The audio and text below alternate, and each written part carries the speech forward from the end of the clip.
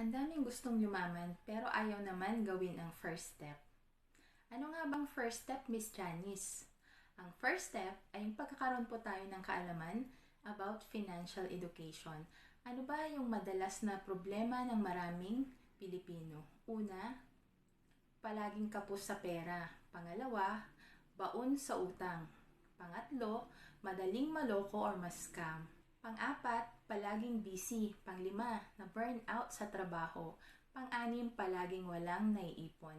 Pang-pito, kahit matanda na ay nagtatrabaho pa rin.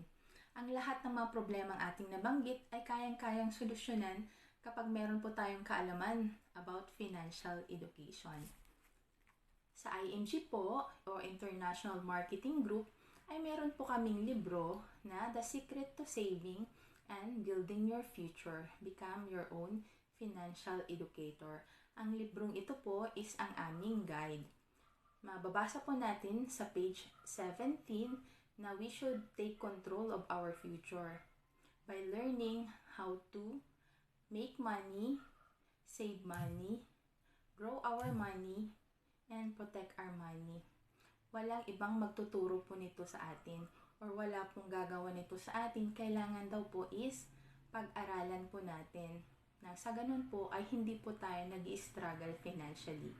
To know more about IMG and this book, comment ka lang.